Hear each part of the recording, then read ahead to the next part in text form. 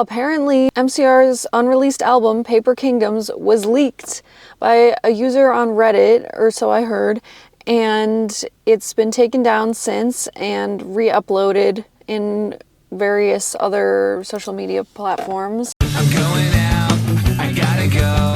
I'll bang a rang on the radio. So turn it up, I'm telling you. I think I'm ready for something new. Hey, hello. Hey guys, it's Noelle, the host of Pop Punk and Pizza. I know I haven't filmed a video in a long time, but I'm finally filming a video because there's a lot to talk about. First of all, I'm not filming this video in my usual filming location in my little podcast studio because people kept coming down into the basement, and so I just decided to film it in my car. And then my mom drove up in the driveway and she's like, "What are you doing?" And I was like, "I'm filming a video." So here I am filming a video.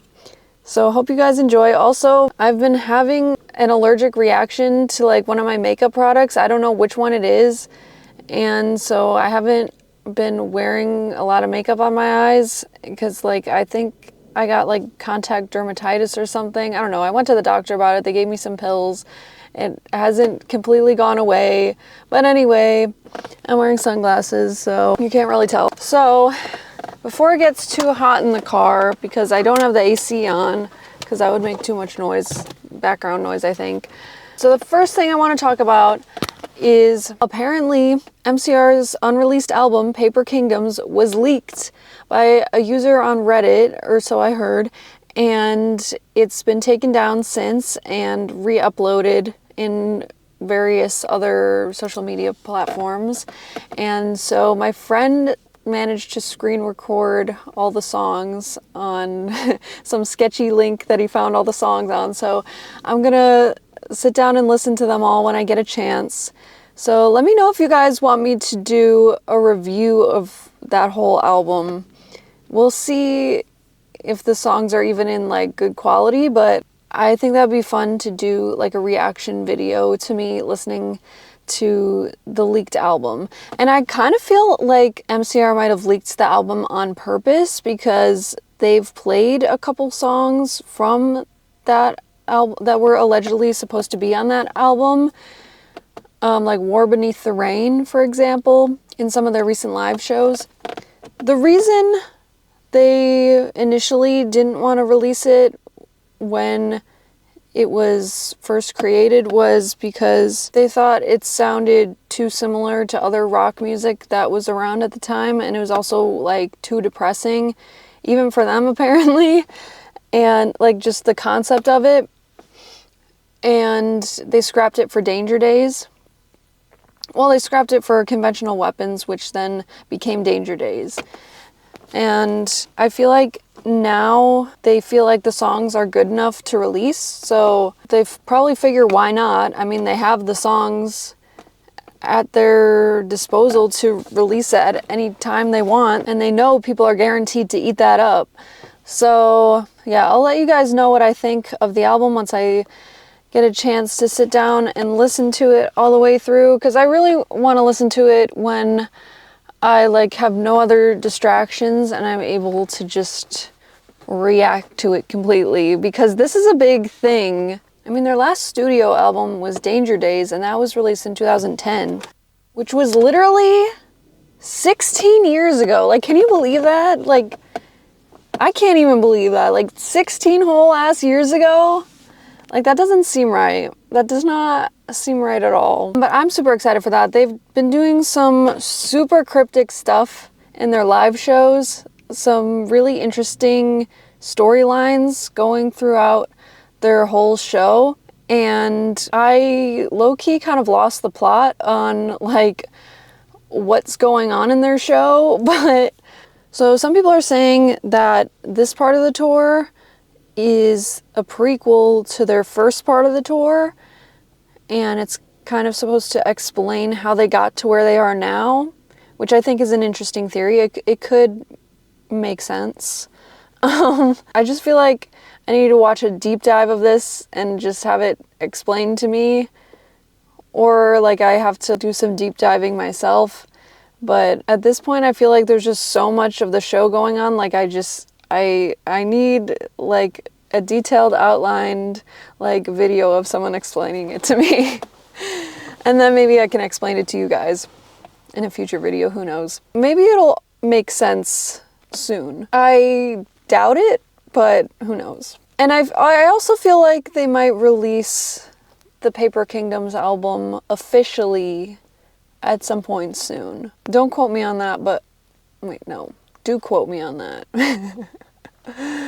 Because if it comes true, then I predicted it. So yeah, very intrigued, and super excited for what the future holds for MCR. And did y'all watch the Super Bowl halftime show? Well, not the halftime show. The halftime show was really good too, but the pre-show that Green Day did for the Super Bowl, I thought they were gonna do a lot more talking about like ice and, sorry, everyone just keeps coming at I don't know why everyone just keeps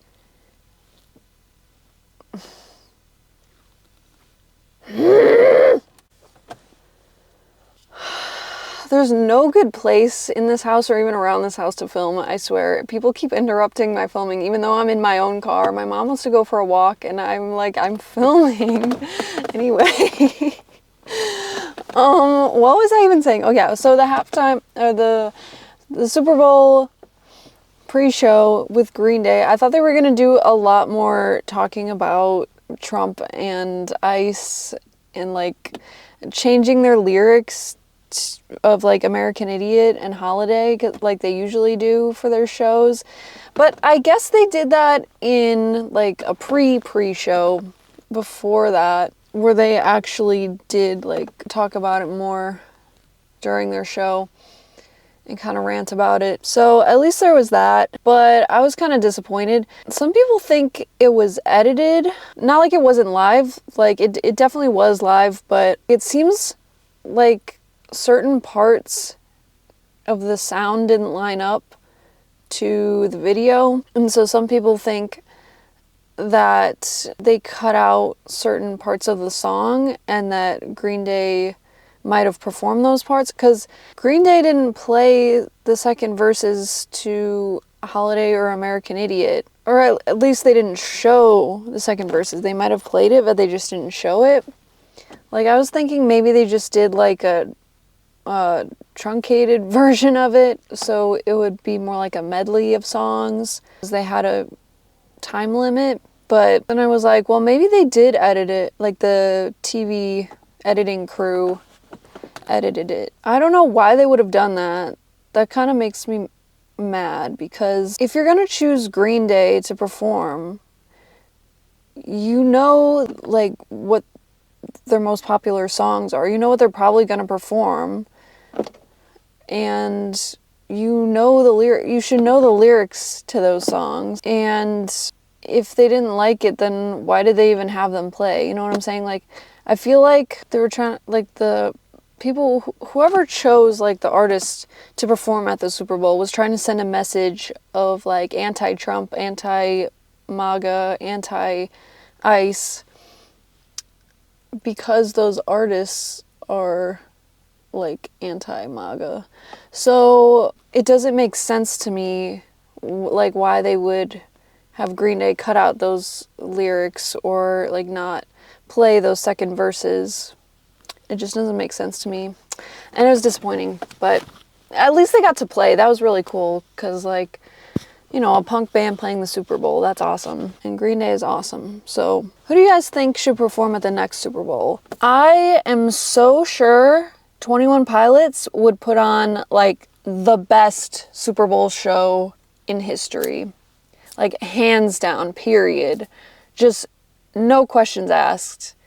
Because they're the best live show that I've ever seen. And that's saying a lot, because I've seen so many countless live shows and they're just overall the best. And like a lot of bands do have, and artists do have bigger budgets.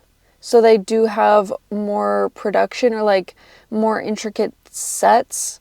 But 21 Pilots makes the most out of what they do have, even if it's not as much as the bigger artists. So like imagine what they could do with like more of a budget and more set design, and because they put so much thought into their live shows. They write their songs thinking about what that song would be like performed live.